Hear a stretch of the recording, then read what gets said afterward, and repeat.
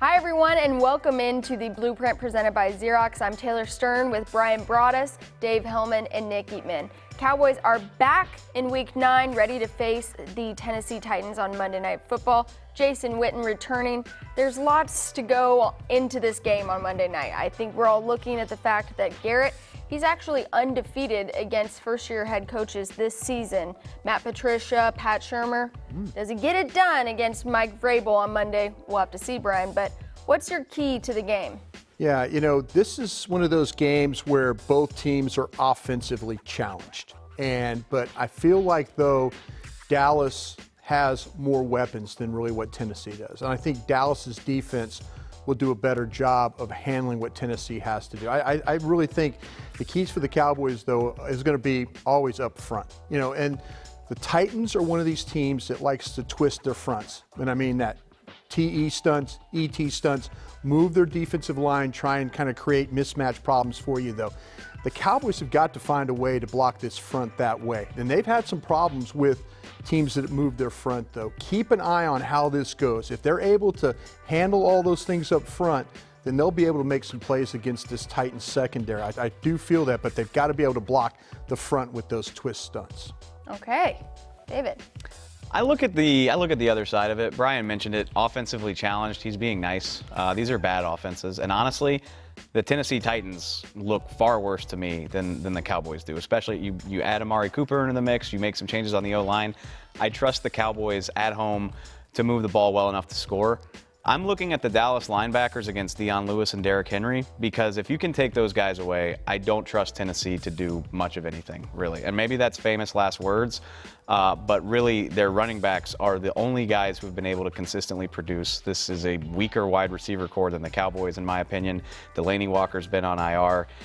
So running, and they like to throw the ball to them too. But if you can take these running backs out of the game, I just don't know how Tennessee gets past 10 or 14 points, honestly. Yeah. Well, that's what I was going to say. The first team to score 10 points, I think, will win the game. And not because that's enough points. I just think when you get into a game like this, like you guys said it best. I mean, offensively challenged, both teams are. So who can actually get the lead and who can play the way they want to play? If you get down in this game, both teams don't really want to start throwing the ball. And remember this, the Cowboys won the sweepstakes. They got Amari Cooper. They're the ones that paid the first-round pick.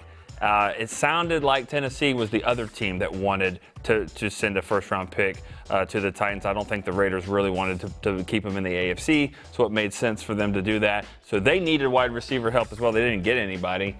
So that just goes to show just they also are having some problems moving the ball. Whoever can strike first in this game and play the way they want to play, I think has the best chance to win. I'm glad you said that because I think Cowboys fans are hoping that the person to strike first is Amari Cooper.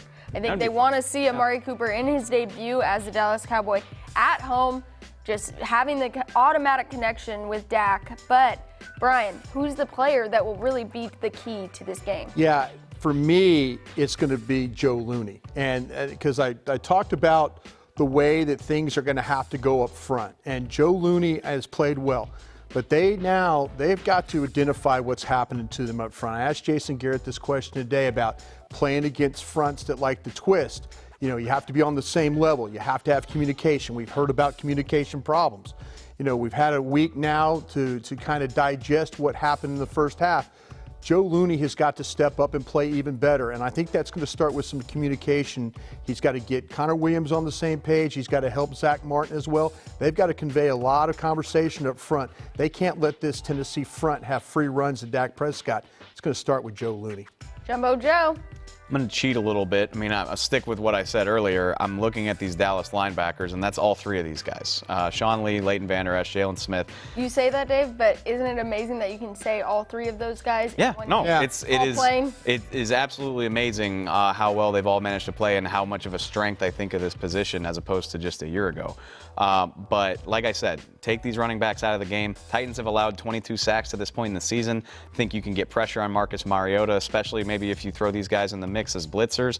Like I said, if this defense plays the way that they're capable of playing, I can't see the Titans scoring more than 17 points at most. And that's the Cowboys' scoring average. So I actually think they can hold them below that. And it starts with these linebackers playing well and taking away what few options the Titans do have. You cheated and took 3. I'll cheat even more and take 5. I mean, geez. how about Offensive line. I mean, the offensive line coach is no longer here. Mark Colombo's now the coach, and it's because the line did not play to the level that everyone expects them to. You can't get rid of all 5, and they don't want to. They got rid of the coach because it just obviously wasn't a good mesh there. We get that. Colombo comes in. He talked about it on Friday. He said, hey, we're going to go back to doing the things we want to do. So we'll see what happens there. But let's see what this offensive line can do. And Brian said it, they got a really tough matchup in the middle. I mean, that's one thing Tennessee does is they like to get after you. So the pressure's on them now. And let's see, you want to get back to your techniques and all of this stuff. It doesn't matter whose fault it was. There's a change. Let's see what La'el Collins and Joe Looney and Tyron Smith and Tyron Smith and Tyron Smith and those guys in there. Tyron Smith, yeah. Tyron Smith and Zach Martin. I mean, everybody, Connor Williams and Tyron Smith. Those guys need to play better. Tyron Smith, we'll be looking at you. Well, we'll be looking at all of these guys and have so much on DallasCowboys.com leading up to the game. The pregame coverage does start at 6 p.m. These guys will be at the stadium seeing the Jason Witten return, and Brian and I will be right here in this studio getting you ready with up-to-the-minute coverage. I don't think anybody gets you ready like we do. So stay tuned to that, and thank you so much for watching.